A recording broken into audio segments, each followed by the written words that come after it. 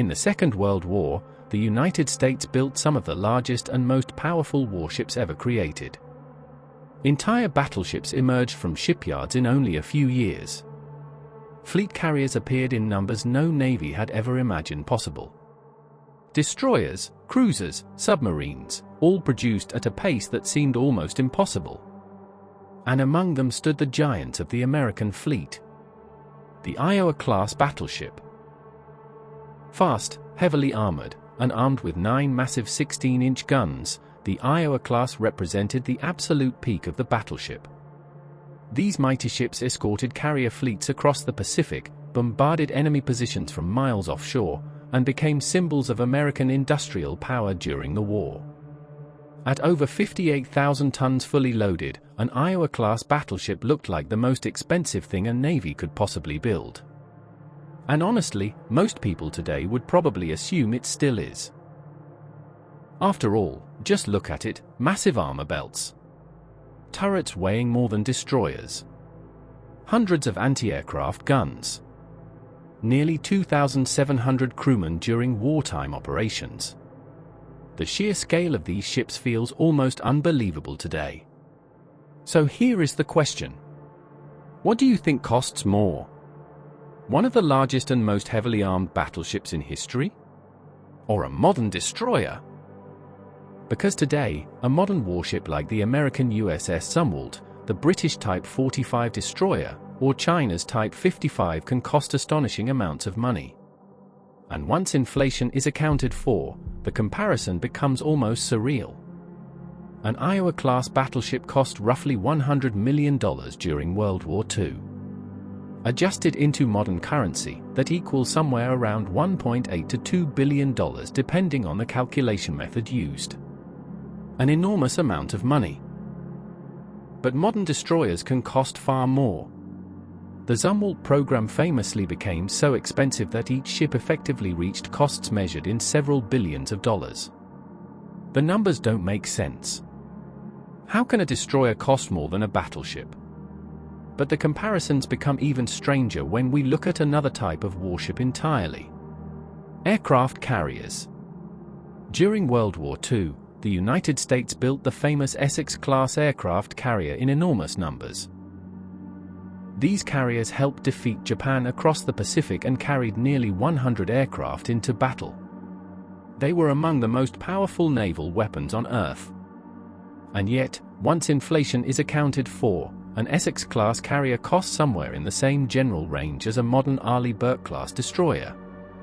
Think about that for a moment. An entire fleet carrier. A ship capable of carrying dozens upon dozens of aircraft across the Pacific Ocean. For roughly the same money as a single guided missile destroyer. At first, it sounds impossible. But the answer reveals just how dramatically naval warfare has changed. Modern warships are no longer built around steel and guns alone.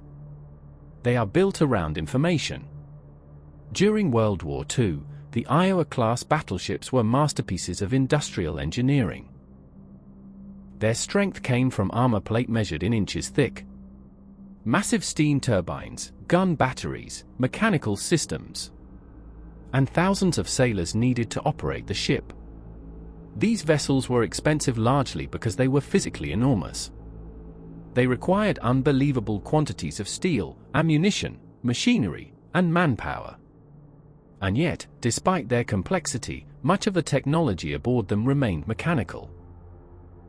Radar systems primitive by modern standards, and men operating gigantic guns. Compared to modern warships, the Iowa-class was still fundamentally an industrial-age machine. The modern destroyer is something entirely different. Take the Arleigh Burke guided missile destroyer for example. At first glance, it almost looks strangely empty compared to a World War II battleship. No massive gun turrets. No forests of anti-aircraft weapons lining the deck. But inside that stealth-shaped hull is an enormous concentration of technology. Powerful computers processing information every second. Advanced radar systems tracking targets hundreds of kilometers away. Missiles capable of striking ships, aircraft, and targets on land.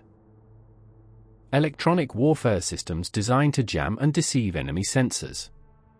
Integrated networks linking the ship to satellites, aircraft, and other warships. Automated systems helping control damage if the ship is hit. An Iowa-class battleship was designed to survive shells and bombs. A modern destroyer is designed to survive in an environment dominated by sensors, missiles, and electronic warfare. The most expensive parts of a modern warship are often the things you cannot even see. Not the steel, not the guns, but the software. The radar systems, the sensors, the missile technology. And then years of research needed to make all of it work together. And every new system added more complexity and more cost. During the Second World War, the United States built battleships and destroyers in large numbers. But only 3 Zumwalts were completed. That destroys the economies of scale that once made wartime shipbuilding possible. And the same trend appears across modern navies. Britain's Type 45 destroyer became some of the most sophisticated air defense ships in the world, equipped with advanced radar systems capable of tracking large numbers of threats simultaneously. China's Type 55 destroyer represents another leap forward, combining large missile capacity with advanced electronics and command systems that would have seemed almost science fiction during the battleship era. These ships may not look as physically intimidating as an Iowa-class battleship. But technologically, they exist in an entirely different universe. And perhaps the strangest part of all is crew size. An Iowa-class battleship required thousands of sailors. A modern destroyer can operate with only a tiny fraction of that number. Automation replaced manpower. Computers replaced mechanical systems. Digital networks replaced entire teams of operators. The battleship era measured power in steel and firepower. The modern Navy measures power in sensors, missiles, processing power, and information dominance. Because modern ships are no longer simply ships.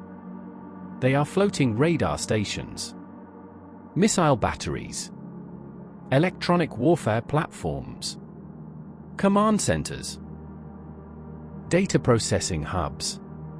The battleships of World War II represented the peak of industrial warfare. Modern destroyers represent the age of digital warfare. One was built for the battleship age, the other was built for the information age.